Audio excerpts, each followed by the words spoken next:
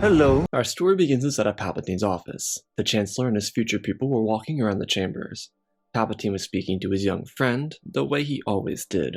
His voice was almost hard to hear, but Anakin listened closely as Palpatine told him that he was appointing him to be his personal representative on the High Council. Naturally, Anakin assumed this meant he'd receive the rank of Master, but he and Palpatine continued their talk until Skywalker made his way back to the temple. Before Anakin got back to his Jedi starship, he turned back and looked down the corridor he came from. Palpatine had vanished back into his office, and all the excitement Anakin had for his potential new promotion fell out from under him. He had spoken to Yoda about his visions earlier. He didn't get the answers he wanted. He had the opportunity to become a master on the council, and he could find his own answers through that. But realistically, Anakin thought to himself, the council would never approve of this. They operated in cooperation with the Senate, but they would never allow the Chancellor to make such a move. Anakin had to think about this. If he truly wanted to earn the rank of Master, he couldn't do it by playing Palpatine's game. He opened the cockpit of the starship and settled into it. The latch closed and his eyes focused on the control panel. He flipped some switches and pulled the yoke back before he launched it forward once the ship was in the air. His thoughts continued down the path as he passed skyscrapers across the city skyline. Anakin's eyes drifted from traffic patterns, buildings, the plaza, and eventually to the Jedi Temple. He realized that maybe Palpatine was right to applaud him and appoint him to the High Council, but perhaps it would be better if he did something more erratic. Anakin came up with his own counter-strategy for this, and when he eventually got to the council chambers, he had his answer. Skywalker stood before the brightest minds of the Jedi Order. They were all in agreement that Palpatine had overstepped the boundaries of the Jedi and Senate. Maybe they had in the past, but they did not like the Chancellor interfering with Jedi affairs. The council would come to a conclusion about their plans moving forward before the Battle of Coruscant ever happened. Skywalker looked across the chambers as the council members spoke quietly amongst themselves. Yoda expressed how troubling this decision was by the Chancellor. Mace Windu continued and said that the council had agreed to allow him into their chambers, but he was not to be granted the rank of Master. Skywalker wanted to react. He truthfully did, but achieving the rank of Master was more than just being a council member. It was either done with an extraordinary feat, one not necessarily based in killing another individual, or it was done through training a student to knighthood. Anakin admitted to himself subconsciously that defeating Dooku was an extraordinary feat for any Jedi, but he still executed him. While the council didn't know that, he wasn't deserving of the rank even in his own opinion for executing Dooku. Regardless, he believed that this was going to happen. He was right, and now he needed to react with maturity. Anakin looked around to the counselors and accepted their kindness, expressing that it had always been his dream to sit with them in this chamber and discuss the future of the Jedi Order together, but he didn't believe it was right for this ascension to take place now. He explained that he would rather earn the seat through their decision, and through his own extraordinary feat or training of another to become a master to accompany such an ascension. The council was silent. Anakin stood there, keeping a grin from his face. He completely flabbergasted them. He personally didn't agree with this decision. He knew it was against his own feelings, but he needed to try it. So in a way to counter his humility, he suggested that a way to potentially earn their seat and the rank of Master, he would like to take his fleet to Raxus and capture the home world of the Separatist movement. He could effectively end the war with a battle there. The counselors looked to each other. This wasn't actually a terrible idea. None of them saw this coming, and they expected Anakin to take the seat, because according to Obi-Wan, it was Anakin's dream to have it. Obviously, his denial of the rank would mean that they couldn't spy on the Chancellor, but that's alright. Maybe they didn't need to spy on him. Perhaps there were other ways to figure this out. Consistently wrong one-liner master Ki-Adi-Mundi told Anakin that half of his forces were deployed at Mandalore. He wouldn't have the fighting power to take control of Araxis. Anakin finally let his smile shine, as he told Master Mundi that he had won battles at greater odds. This would be no different for him and his men. The council expressed that they would consider it, thanking him for both his humility and his honesty. When Anakin left the room, they erupted into confusion and even a little bit of chaos. They would have to approve this mission, right? Skywalker had to ponder everything. Maybe it was the wrong decision. He was petrified of losing Padme. The thought of losing her was nightmarish to him, but this had to be tried. If he could capture Raxus in the next 24 to 48 hours, he could come back here in time to be a master and save her. A lot of this was going to be a close call, but he had to try it. Playing the long game with the council never worked for him, and it probably wouldn't work here either. He just gave them a chance to see his value, while also showing them that he was willing to be cooperative with them. It was a good way to ensure he and the council remained on peaceful terms. While he waited, he was given an invitation to join the Chancellor at the Opera House for a show that evening. Anakin accepted because what harm could come from it? Without the Council getting back to him, he was a little worried, but he was hopeful that this would speed things up for him. At least in his mind, going to the opera would take his mind off of everything else. When Anakin got there, the vibes were off. First, Palpatine told him about General Grievous, and then prodded about how the Council reacted to everything. Anakin didn't find this part to be odd, mostly because he and Palpatine had spoken about the High Council numerous times, and those conversations were always about how negligent the Jedi had been to his emotions. Palpatine was seemingly looking for a chance to make Anakin upset at the Jedi, and despite his emotions being out of whack, it was a little awkward. Anakin didn't have anything against them at the moment, so he wasn't trying to speak to anyone about the Jedi. He was just trying to get through today so he could get on to the next task. Palpatine did sneak the tragedy of Darth Plagueis the Wise into their conversation, but again, he didn't think much of it. He thought the concept was interesting, but he was pretty locked into his idea. Maybe he would have a chance to change his mind if the Council didn't take him up on his offer. However, with the news he was able to deliver to the Council the following day regarding the whereabouts of General Grievous, they decided to send Master Saesee Tiin to Raxus with Anakin. He didn't have a large division to work with, but any little aid would still help, and that couldn't be neglected. The Council was doing this for a couple reasons. They gave this mission over to Anakin because they would have someone with him, but his point was still valid. Capturing Raxus would be the best way to end the Clone War, but it could possibly elicit the Council a chance to take more control over the situation on Coruscant with Palpatine. Initially, they agreed to have Anakin spy on the Chancellor. Now, in hindsight, maybe that wasn't the best idea for them.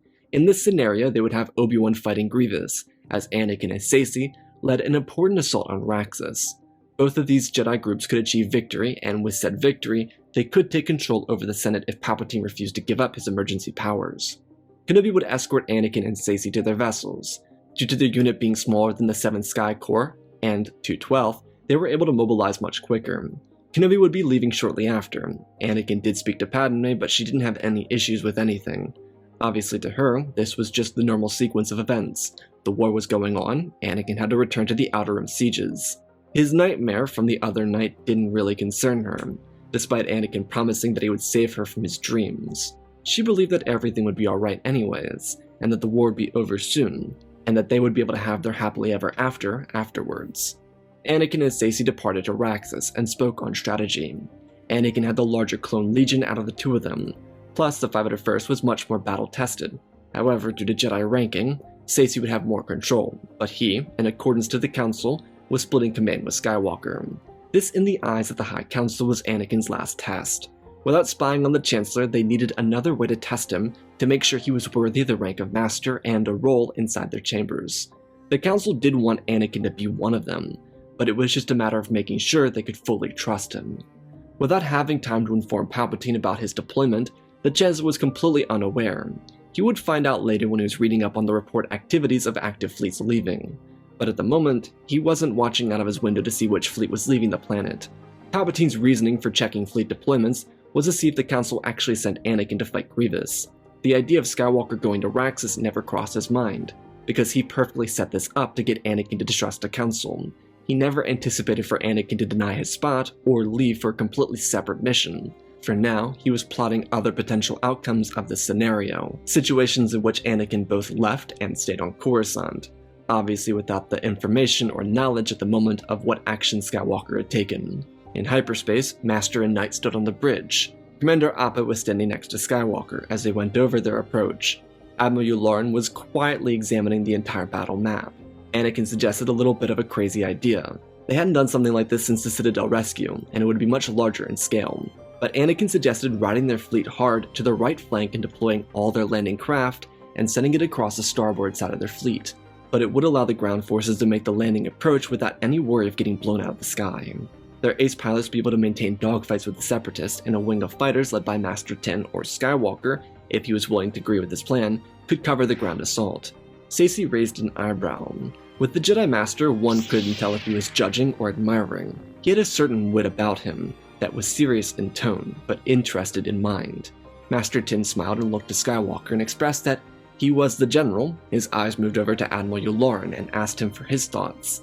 The Admiral just nodded his head. He had lost plenty of these little battles with Anakin. He wasn't going to try and even argue here. Plus, it actually may have been one of Anakin's best decisions tactically. In the meantime, Anakin went down to the hangar bay where his men were gathering up, preparing for their approach. Skywalker was tightening up his starfighter, considering he would be providing cover fire with it, before jumping out and allowing R2 to pilot the ship back up to the fleet. Stacey walked over to the ship and knelt down, where Anakin was. Obviously, still under the ship, but he could sense the Jedi Master. He asked Stacey what was going on, and he said nothing, but he returned another question. He asked why Anakin rejected his appointment to the High Council. Anakin's metallic arm reached out and he pressed himself forward, escaping from the underbelly of his starfighter. As he came out, he pressed a panel in until it clicked, before leaning up and looking over to Stacey. He told the Jedi Master that he was tired. He trailed off for a moment before continuing, tired of constantly bickering with the Council. He understood that there was something, whether it be dislike, distrust, or simply a hierarchical or systematic thing. But he knew that there was tension there, and he didn't want it anymore, so he was cutting the head off the snake. Why continue to have tension if it wasn't necessary? Putting himself on the Council at the Chancellor's request would ruin that dynamic. He knew they elected their own members, and they elected masters, not knights. Stacey could see the pain in Anakin's face as he said this. He didn't want to play this game. This wasn't something that was fun for Skywalker, but he was doing it so he could potentially save Padme. It may have seemed like the long way around doing it, but in his mind, it may have been the best way to accomplish it. He told Stacey that he understood he wasn't welcome, and he didn't want to impede on that. Master Tin wasn't the most compassionate person. He sat in the middle between Ki-Adi-Mundi and Plo Koon, but he told Anakin that no one disliked him. Everyone on the Council wanted the best for him, but they also believed that he needed to be pushed. He continued and said that Master Kenobi was hopeful that he would feel at ease with the promotion, but the Council was truthfully caught off guard by the entire decision made by Anakin. They didn't expect it, but here they were, now. Stacey told Anakin that while he understood it wasn't the easiest decision, what Skywalker did was show the Council more than ever that he could be trusted. In Stacey's mind, this wasn't blowing his cover, but he was being blunt and honest, something the Jedi Master was known for doing. Master Tin then apologized because he knew that not being a master was a burden for Anakin. Not because ascending was his main goal, but because Anakin deserved the rank. Everyone knew it. But in accordance to the code, they could not and would not give it over without the previously mentioned scenarios. All Stacey could say to Anakin was that as long as he continued to trust the Force, his patience would be rewarded. Anakin nodded his head with a smile as Stacey moved to his personal starfighter. Master Kenobi arrived to Utapau before the Battle of Raxus ever began, and for Palpatine back on Coruscant, he was just now learning of the recent departures. Palpatine was a little unnerved by this decision, because with Anakin off-planet and likely hours away from securing victory over the Separatists, he needed to contain his own power. Even without Anakin telling him that the Jedi were watching his every move, he knew that the Council was likely to make a move. With Yoda off-world, leaving Mace, Fisto, Agan, Coleman, and Shaak Ti on Coruscant, he had 5 true opponents to worry about. The question for Palpatine was when Windu would make his move. There wasn't a doubt in his mind that he would. Palpatine knew that with all the Jedi spread out, he'd be able to execute Order 66. The biggest issue was when. The Republic fleet dropped out of hyperspace over Raxus, and the battle began immediately. Long-range cannons on both sides opened fire. Luckily, the Separatists were hurting after the Battle of Coruscant, so with victory in their eyes, Republic morale was up. The only issue is, aside from less vessels, the Separatists didn't have to worry about making sure their troop morale was high. Anakin and Stacey nodded to each other, as Skywalker took point and fled the flagship. Fighter squadrons poured out behind them, and finally, at what felt like the final battle of the Clone Wars, the Republic launched into action. The fleet battle was massive. Venators paved the way with light cruisers and corvettes pumping their engines forward and providing cover fire for the landing vessels. As predicted, the Separatist fighter forces moved in. Republic V-Wings and ARC-170s jumped into action, led by Stacey Tin. With the dogfight commencing, taking up a majority of the mid-ground between both fleets, Skywalker sped forward, avoiding flak as ARC-170s rallied behind him. Their S-foils locked into attack position, and they fired at any droids that could break through the dogfight. Anakin's pilots radiated into him, telling him it was clear and calling out command signals. Someone had a bogey and they were covered by an LAAT gunner. Another signal called out thanks. Anakin whipped his control yoke from side to side before rolling into a spin and slamming the trigger in, blasting through 2 or 3 Vulture droids. They rounded the bow of the lead Venator, and as they did, they matched speed with the 4 Arquentans that were essentially working as shields. On Anakin's starboard, the corvettes were speeding up. The lead Corvette called to the Jedi General and told him they were going to push for the surface. He acknowledged. Anakin called back to the Ace pilot and his ARC squad and told them to prepare for their bombing run on the turbo towers on the surface. He also acknowledged. Thanks to the Arquentans, the LAATs and dropships were able to avoid heavy flak. There were a couple of vessels shot out of the sky, but overall, it was relatively successful. Anakin launched his fighter forward as the landing group moved through the atmosphere of Raxus. Once they broke the cover, they were greeted with thousands of blaster bolts filling the skyline. Anakin ducked inside of his cockpit before spinning his ship to the side, and leading the arcs down towards the turbo lasers and what was behind them, which was the shield generator. Above him, the Corvettes powered their engines forward and gave extra targets before deploying their escape pods and watching them collide with the ground, igniting through explosions. That was Anakin's idea. Fill up the escape pods with bombs and then drop them in the towers to protect their troops. It worked too. The first line of turbo towers detonated, with the wall protecting the capital crumbling. Out in space, Master Tin could see the fighter cover was clearing up, and Admiral Yularen informed them that the landing party was clear. They could proceed with their next leg of their assault. Stacey acknowledged, before leading a wing of V-wings down the side of the Separatist flank. With the move made by the Republic so focused on the Separatist port side, they were trying to react, but the Venators continued pulling hard to surround the Separatist fleet. Stacey's fighters were able to hit unshielded weapons, as the Venators under Yularen's command crushed through the frigates guarding the far side of the flank. With less numbers than the Separatists, it was incredibly important for the Republic to take down as many support vessels as possible. On the ground, Anakin leapt from his starfighter and landed right next to Commander Oppo. He raised his lightsaber and yelled out the order to charge. The clones beside him moved in towards the sitting. Oppo had just received information, before they landed, that General Kenobi had engaged with General Grievous. The clones knew, and Anakin was informed before they breached the city gates. The war was closer than ever to being over. Inside the communication room of the Jedi Temple, Master Windu stood quietly. He was observing everything. Cody had just informed them of the battle beginning. Windu was able to tell Yularen and Oppo, who informed the Jedi about the success at the landing of Raxus. Windu turned to Master Coleman Kaj, Agan Kolar, and Kit Fisto. He nodded his head and the four of them moved from the room. Once they exited, Mace looked around and then spoke to them quietly. As Yoda said, this line of thought would take them down a dark path, but it was time they made a move on the Chancellor.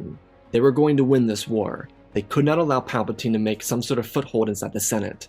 Despite their beliefs that Palpatine could be a Sith Lord, they didn't think he had the power to do anything super crazy. Mace decided that before they went, they needed to speak to Master Shakti.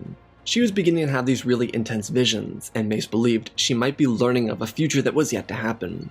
Across the city, following Master Kaj's interruption of Shakti's meditation, Palpatine was making his move. After all this time, after all their planning, he would do it now. He had come up with a plan. He would blame Order 66 on the Jedi and essentially say it backfired on them. With Nala Se in his pocket, he'd make her call out the Jedi for being behind it, and then he would exploit her skills for his own use. Palpatine set the Royal Guard up at the entrance of his office and walked over to the communication table, and began issuing out orders. Across every major battlefront in the galaxy, the Jedi would die. On Utapau, Obi-Wan and Grievous would both become targets, as they'd have to work together without killing each other to survive. Before Obi-Wan would eventually decapitate Grievous and use him as a body shield. Ki-Adi-Mundi actually survived. As for the rest of the battles, they continued to escalate, and the Jedi were turned on. As for Coruscant, due to the major units being deployed, Palpatine had to rely on the Coruscant Guard. However, he was in for his own surprise. Halfway through the activation of his contingency orders, Council members Mace Windu, Coleman Kaj, Kit Fisto, and Agan Kolar ignited their weapons and told Palpatine to stand down after wiping out the royal guards at the entrance. Sidious was caught off guard. He stumbled back and issued out one more order to the last commander on the hologram.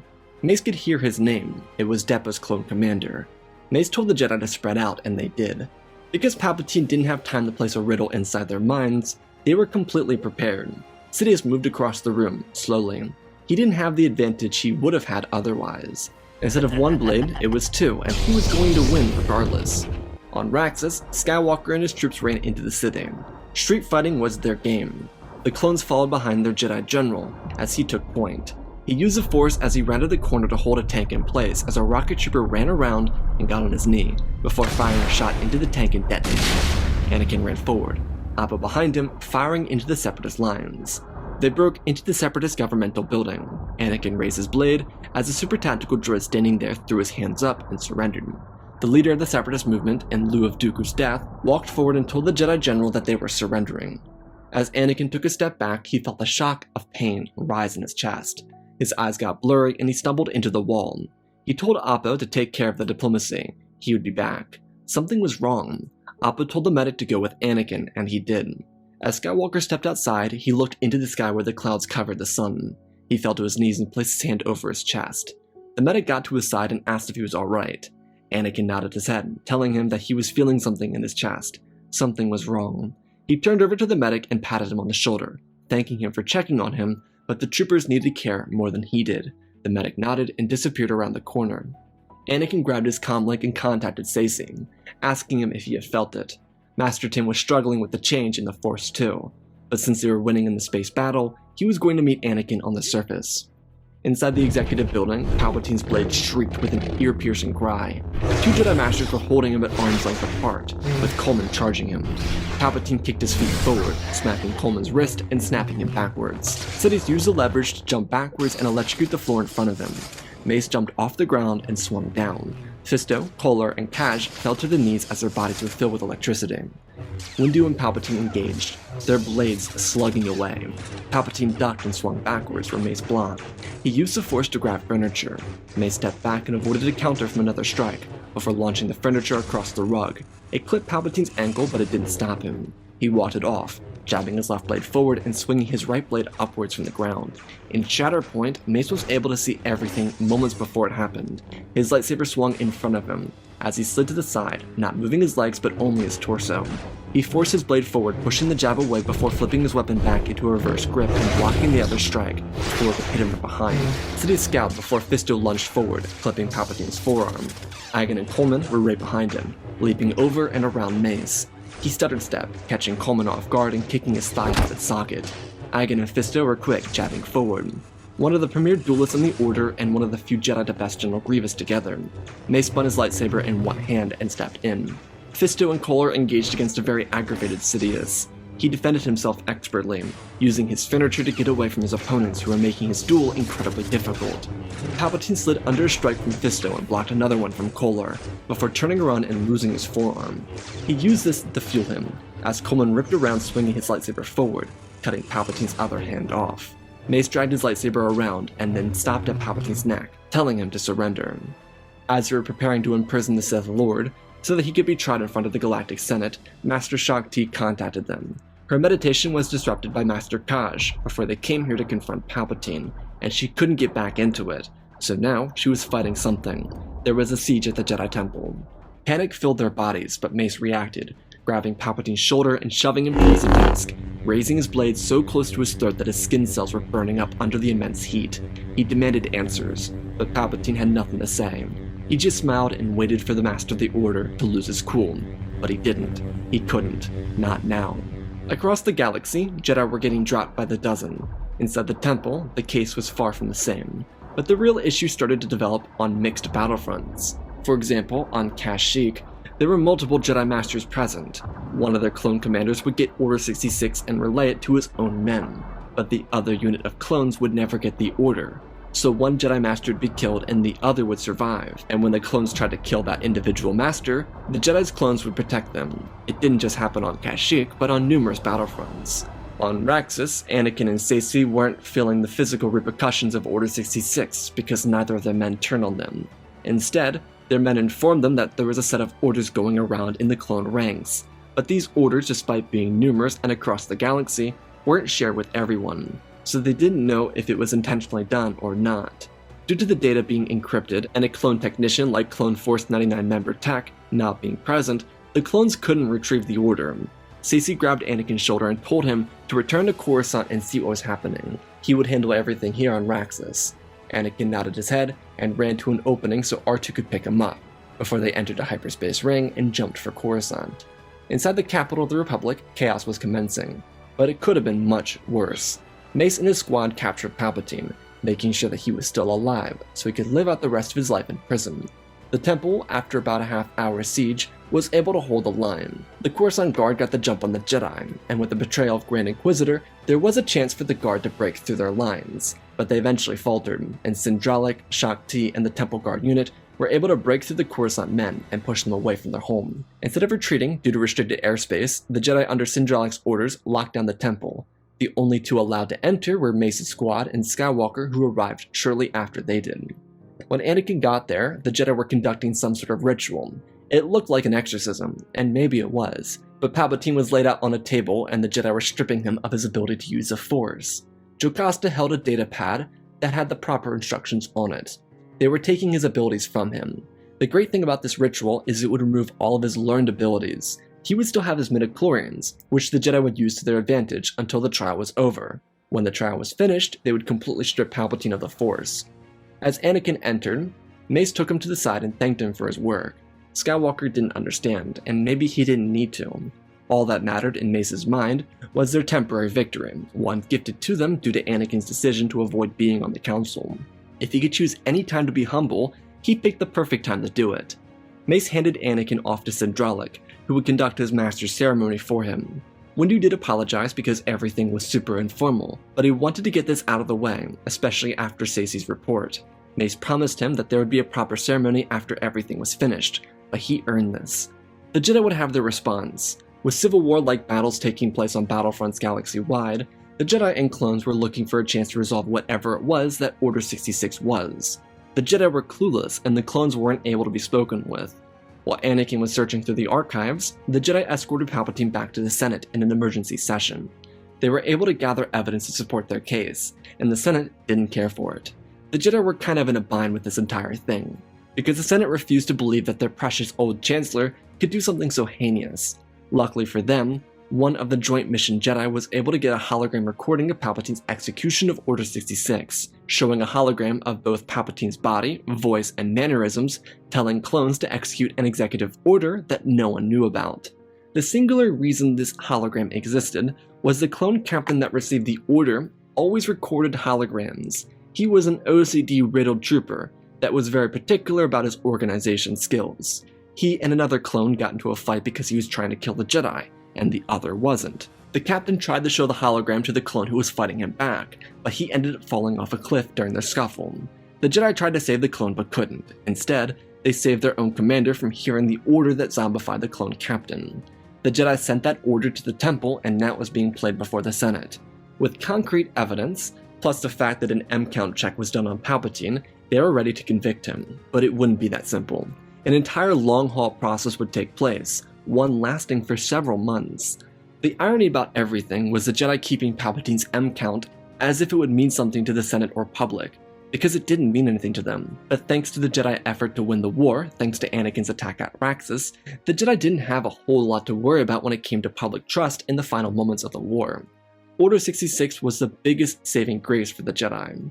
Many senators publicly admitted that had there not been any attempt to exterminate the Jedi, these conversations likely wouldn't be happening. But thanks to their desire to make change in the galaxy, these conversations were allowing the democratic process to take point. In the months it would take to get to Palpatine's sentencing, a lot would transpire. Anakin and Palpatine would start family life, while living their double lives. The Separatist Council would get caught trying to send a broadcast to Sidious's frequency, which happened to be in Palpatine's office. This was actually a huge coincidence. Palpatine had it with him so he could direct them after the war was over, due to Order 66, but that never came because he got jumped by the Jedi. It was a nail in the coffin for Palpatine's defense and the Separatist leaders who didn't surrender at Raxus. The post-era was one of conflict, but no large-scale battles. The droid army was decommissioned entirely, and the clones were forced to continue working, if they wanted. Kamino was shut down and turned into a refuge camp for clones looking for home life. The integration for clones into civilization would be a whole other topic of discussion for the Senate. Anakin never really got his head around the Order 66 conflict, mostly because it never directly affected him in the field.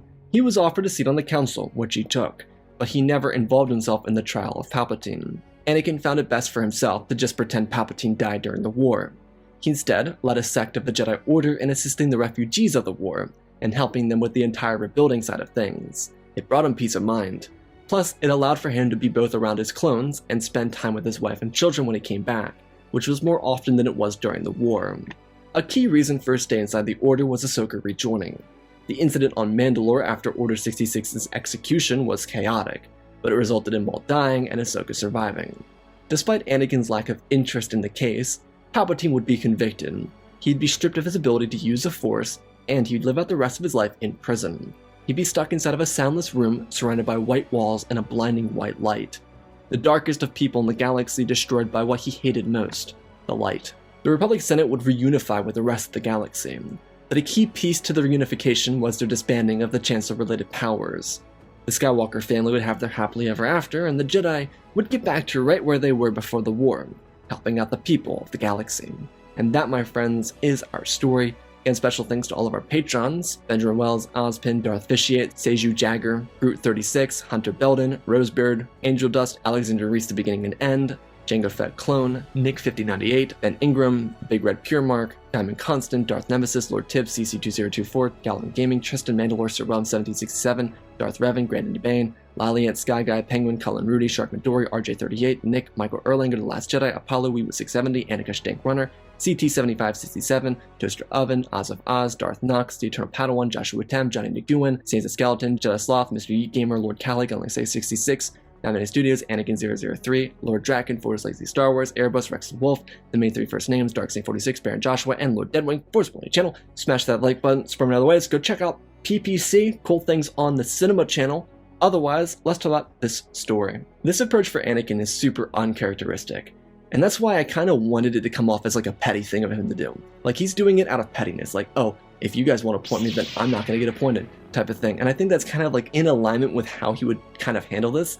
Like, he knows the Jedi aren't going to be happy about it, so why fight them if he can give himself a chance to earn their trust by not earning their trust by doing something completely different and catching them off guard? That's something he would definitely do, is just mess with their heads and be like, well, actually, what if I did this? And so it kind of allows for this really unique situation for Saesee and Anakin to go on the battlefront together. Kind of like Saesee spying on Anakin, whereas the Jedi Council is like, all right, well, now that he's out of the picture, let's just do what we're going to do originally, which is jump the Chancellor. As for the 4 Jedi surviving the battle, Palpatine put a riddle into Agan, Saesee, and Kit Fister's mind in Revenge of the Sith, and so I kind of wanted to give these Jedi a chance to survive. I always kill them off, and I wanted to give them their chance in the spotlight, because they are Jedi Masters, not like they're like Padawans. They're Jedi Masters, they're on the High Council for a reason. But, you know, I hope you all enjoyed. I love you all, spread the love, and always remember, my friends, may the Force be with you.